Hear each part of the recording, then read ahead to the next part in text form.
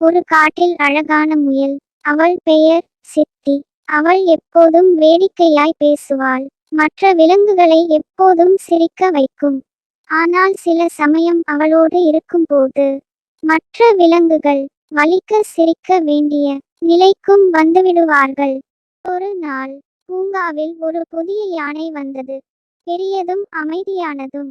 அவளின் பெயர் தீபா. முயல் சித்தி யானையை பார்த்ததும், இந்த யானையை கொஞ்சம் சிரிக்க வைக்கலாம் என்றாள். அவள் யானையை பற்றி எல்லாம் இழிவாகவே பேச ஆரம்பித்தாள். ஏன் 2 மணி நேரமா நீ ஒரு வார்த்தையும் பேசல? உங்க ரொம்ப பெரிய மூக்கு நல்லா தூங்கும் போது திமிலா இருக்கும் போல. அந்த யானை தீபா அமைதியாக கேட்டாள். ஏதும் பேசவில்லை. அதே இரவு காட்டில் பெரிய புயல். எல்லோரும் துள்ளி ஓடிக்கொண்டிருந்தனர். முயல் சித்தி அவளோடு ஓடும்போது கால் விழுந்து காயம் அடைந்தாள். அவளால் தப்பிக்க முடியவில்லை. அந்த நேரத்தில் யானை தீபா வந்தாள். எதையும் சொல்லாமல் முயலை தன் முதுகில் ஏற்றி பாதுகாப்பான இடத்திற்கு அழைத்துச் சென்றாள். அந்த நாட்களிலிருந்து சித்திக்கு ஒரு மாற்றம்.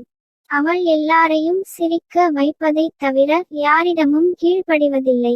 அவள் தீபாவை வணங்கி, நீயே எனக்கு தெரிந்த முதல் உண்மையான தோழி என்றாள். உண்மையான தோழிகள் சிரிக்கச் செய்வதோடு மட்டுமல்ல, கடினமான நேரங்களில் உங்களை உதவுவதற்கும் தயாராக இருக்கிறார்கள். மரியாதையும் உதவியும் உண்மையான நண்பர்களை அடையாளப்படுத்துகின்றன.